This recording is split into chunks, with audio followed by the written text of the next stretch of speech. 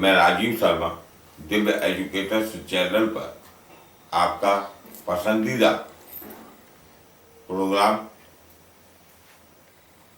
Total geography के अंतर्गत मैं आपके सामने उपस्थित हुआ। मैंने आपको बताया था एनसीईआरटी बेस्ड जितने भी क्वेश्चंस हैं जो लेखपाल की परीक्षा व अन्य वन डे एग्जाम या एनसीईआरटी बेस्ड जो यूपीएससी वगैरह में लोग क्वेश्चनों को पढ़ते नहीं है, उनके लिए भी अति महत्वपूर्ण श्रृंखला है। जैसा कि हम मानचित्र में देख रहे हैं, ये भारत दिया हुआ है। भारत विशेष रूप से ध्यान रहे कि वो मानचित्र एक्चुअल में आप स्टूडेंट ऑक्सफोर्ड एटलस में देखें तो अच्छा समझ में आएगा। ये तो मैंने केवल अपने हिसाब से, जैसा मैं बनाना जानता नहीं हूँ, मैंने अपने हिसाब से आपको बना दिया। भारत का पहले क्वेश्चन पूछ लेता है कि भारत का अक्षांशीय विस्तार क्या है। तो भारत का अक्षांशीय विस्तार, सपोज कीजिए कि यहां से 0 डिग्री अक्षांश रेखा गुजर रही है, तो भारत का अक्षांशीय विस्तार जो है 8 डिग्री 4 मिनट उत्तरी अक्षांश से 37 डिग्री 6 मिनट उत्तरी अक्षांश तक है। यह अक्षांशीय विस्तार है। भारत का देशांतरीय विस्तार क्या है? तो गुजरात में 68 डिग्री 7 मिनट से अरुणाचल प्रदेश में 97 डिग्री 25 मिनट तक है। भारत, नेक्स्ट क्वेश्चन आपसे पूछ सकता है, भारत और श्रीलंका के बीच में कौन सी जल संधि है जो कि इसको, भारत और श्रीलंका को पृथक करने का काम कर रही है? तो इंग्लिश में इसे पाक स्टेट के नाम से जानते हैं, जबकि हिंदी में इसे पाक जल संधि के नाम से आपको लिखा हुआ दिख जाएगा। नेक्स्ट क्वेश्चन है कि आदम का पुल कहाँ है? तो आदम का पुल जो है भारत और श्रीलंका के मध्य में है। अब ये आपकी कर्क रेखा है जो मैंने यहां पर गुजारी है, ये आपकी 23.5 डिग्री जो है उत्तर में है, और ये मैंने भारत के मानक समय के लिए 82.5 डिग्री देशांतरीय रेखा को गुजारा है, जो कि इलाहाबाद के, यानी वर्तमान में प्रयागराज के नैनी नामक गांव से होकर गुजर रही है। अब हमने इस मानचित्र को देखा, समझा, अब इस पर आधारित क्वेश्चन करने का काम कर रहे हैं। मानचित्र आधारित क्वेश्चन देखें तो उत्तरी गोलार्ध में कर्क संक्रांति के समय कितने घंटे का दिन होता है? तो हमेशा ध्यान रखने योग्य बात यह है कि उत्तरी गोलार्ध में जो है 12 घंटे का दिन, 12 घंटे की रात होती है। इसका मुख्य कारण यह होता है कि यहाँ पर वर्ष भर सूर्य की किरणें लंबवत भूमध्य रेखा पर पड़ती हैं, और यहाँ पर भूमध्य रेखा कहो या विषुवत रेखा कहो, दिन और रात की अवधि में कोई अंतर नहीं होता। इसलिए उत्तरी गोलार्ध में 12 घंटे का दिन, कर्क संक्रांति के समय 12 घंटे का दिन और 12 घंटे की रात होती है। नेक्स्ट क्वेश्चन है कि झारखंड, मणिपुर, मिजोरम और त्रिपुरा में कौन सा राज्य कर्क रेखा के उत्तर में? अब आप देखेंगे कि जैसा कि मैंने अभी आपको बताया था कि कर्क रेखा यानी 23.5 डिग्री उत्तरी अक्षांश रेखा को हम कहते हैं, जो कि यह है 23.5 डिग्री उत्तरी अक्षांश रेखा, ये वाली रेखा को हम कहते हैं। तो ये क्वेश्चन पूछ रहा है कि झारखंड, मणिपुर, मिजोरम और त्रिपुरा में कौन सा राज्य उत्तर में स्थित है। तो आपको ये ध्यान रखना है कि सबसे पहली बात ये है कि क्वेश्चन के अनुसार आपको सबसे पहले ये ध्यान रखना है कि भारत में कर्क रेखा किन राज्यों से होकर गुजर रही है। तो भारत में कर्क रेखा असल में 8 राज्यों से होकर गुजर रही है। नंबर 1 गुजरात ये गया, यहाँ पर थोड़ा सा राजस्थान मिल जाएगा। तीसरे नंबर पर मध्य प्रदेश मिल जाएगा यहाँ। चौथे नंबर पर यहाँ छत्तीसगढ़ मिल जाएगा। 5वें नंबर पर झारखंड मिल जाएगा। 6वें नंबर पर पश्चिमी बंगाल यहाँ मिल जाएगा। 7वें नंबर पर त्रिपुरा ये है ही है, और 8वें नंबर पर मिजोरम ये है।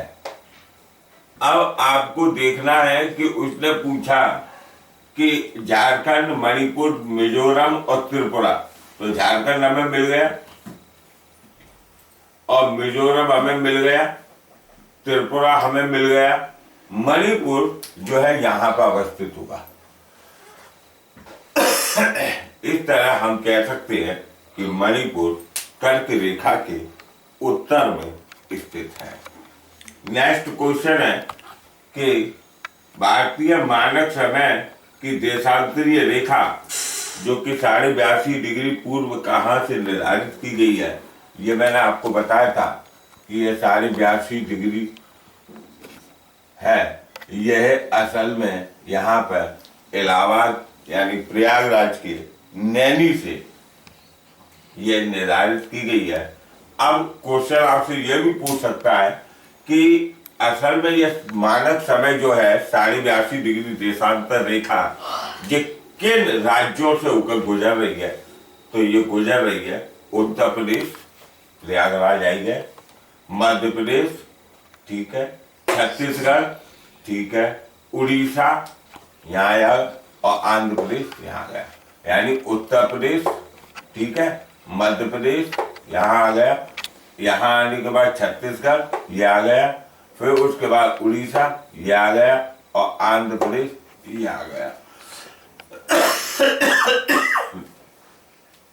तो ये 82.5 डिग्री देशांतरीय रेखा जो है यहाँ से होकर गुजर रही है।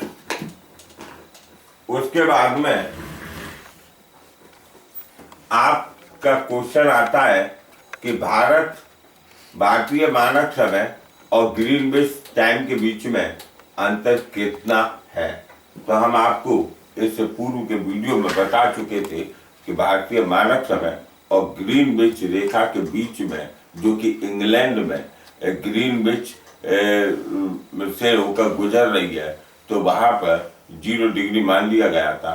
क्योंकि पृथ्वी पश्चिम से पूर्व की ओर घूम रही है, जब पूर्व की ओर घूमेंगे हम जाएंगे तो वो पॉजिटिव होगा, क्योंकि पश्चिमी की दिशा, पृथ्वी की रोटेट करने की दिशा है वो पश्चिम से पूर्व की तरफ है, इसलिए।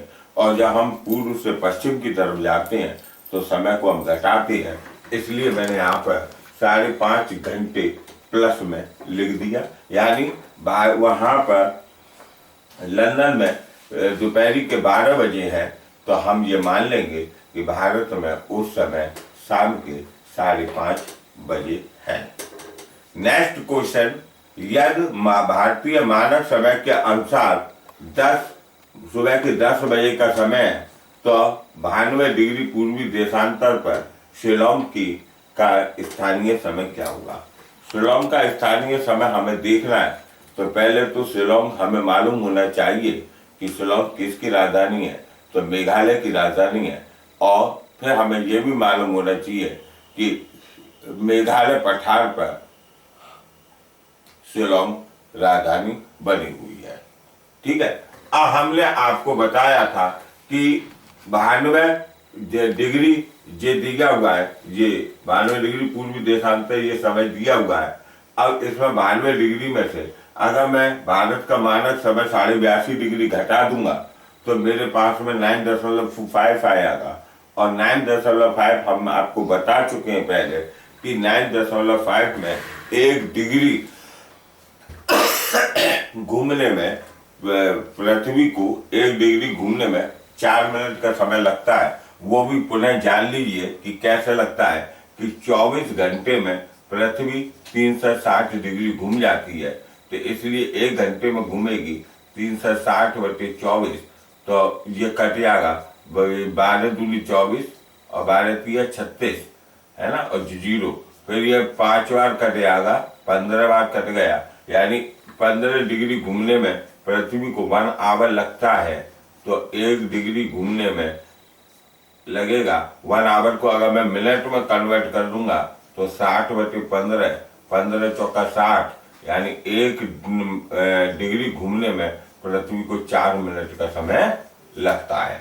इस तरीके से हमने ये 4 मिनट का समय निकाला। तो अब इसमें जब हमने 4 मिनट का समय निकाल लिया तो यहाँ पर आप देखिए कि मैंने इसमें 9.5 में मैंने 4 का मल्टीप्लाई कर दिया, 38 आ गया। क्योंकि यहाँ पर सुबह के 10 बजे है तो 10 में मैंने क्या किया कि 38 मिनट को जोड़ दिया, मैंने यहाँ पर ये जोड़ दिया। तो इससे आंसर आ गया कि शिलोंग में उस समय 10:38 का सुबह समय होगा। नेक्स्ट क्वेश्चन है, यह भारतीय मानक समय के यामोत्तर यानी देशांतर पर अर्धरात्रि है, यानी रात के 12 बजे है। एक स्थान पर सुबह के 6 बजे है तो उस स्थान की अवस्थिति किस यामोत्तर पर होगी? तो हमें मालूम है चारों विकल्प दिए होंगे आपको। तो मैं इसमें से चारों विकल्प में से इसका एक तरीका, इसका उल्टा करके भी हम चल सकते हैं। ये तरीका तो आपको मालूम पड़ गया, तो इस हिसाब से भी चल सकते हैं, उल्टा भी निकाल सकते हैं। तो 172 डिग्री 30 मिनट में से मैंने 82.5 डिग्री घटा दिया, 90 डिग्री आया। और चूंकि हम जानते हैं कि ये 90 डिग्री आया तो इसमें 90 डिग्री में हमने 4 का मल्टीप्लाई कर दिया तो 9 चौक 36, यानी 360 आ गया। 360 में मैंने 60 का भाग दे दिया तो 0 से 0 कट गया, 6 से 36, यानी सुबह के 6 बज गए। यहाँ तक हमने इस दोनों क्वेश्चनों को सॉल्व किया और इससे अधिक क्वेश्चन जो हम आपको पहले के वीडियो में करा चुके हैं, कृपया करके वहां पर जरूर देख लें, तब बहुत अच्छी तरीके से आपकी समझ में आ जाएगा। नेक्स्ट क्वेश्चन है कि लक्षद्वीप समूह के द्वीपों की उत्पत्ति किस प्रकार हुई है? तो पहले तो लक्षद्वीप की लोकेशन को देखिएगा। लक्षद्वीप असल में यहाँ पर पड़ेगा हमारा, ये यहाँ पर लक्षद्वीप श्रृंखला है और लक्षद्वीप के नीचे हमारा ये मालदीव पड़ेगा। और यहाँ पर लक्षद्वीप अरब सागर में है, ये अरब सागर में, ये हिंद महासागर में, ये बंगाल की खाड़ी है। तो हमने देखा कि लक्षद्वीप में शैवाल और कोरल रीफ से लक्षद्वीप बना हुआ है और लक्षद्वीप में द्वीपों की संख्या, ये लक्षद्वीप में द्वीपों की संख्या 36 है। ठीक है, फिर किस भारत उपमहाद्वीप किस भूखंड का भाग है? तो भारतीय उपमहाद्वीप जो है आपका गोंडवाना लैंड का भाग है। अब है डंकन पास कहाँ है? डंकन पास यहाँ पर आपको मालूम है कि अंडमान निकोबार है और अंडमान निकोबार है तो डंकन पास दक्षिणी अंडमान और छोटे निकोबार के बीच में स्थित है, जो कि बंगाल की खाड़ी में पड़ जाता है। नेक्स्ट क्वेश्चन है कि डंकन पास के बाद की रेड क्लिफ रेखा कहाँ पर है? तो भारत और पाकिस्तान के बीच में रेड क्लिफ रेखा है, डूरंड रेखा, पहले जब भारत का डिवाइडेशन नहीं हुआ था तो वहां पर डूरंड रेखा जो है पाकिस्तान और अफगानिस्तान के बीच में थी और मैकमोहन रेखा भारत और चीन के बीच में अवस्थित है। इस तरीके से आज हमने देखा कि पूरा का पूरा हमने 20 क्वेश्चन से ऊपर करने की कोशिश की। आपको समझ में अच्छी तरह आया होगा। अगर कोई भी क्वेश्चन किसी प्रकार से आपको दिक्कत हो रही है तो कमेंट लिख के हमसे आप पूछ सकते हैं। आपका स्वागत है। तब तक कल मैं दूंगा आपको, तो कल तक के लिए आपको जय हिंद बोलूंगा। और मेरा चैनल अच्छा लगे तो इसे लाइक और सब्सक्राइब कीजिए। जय हिंद।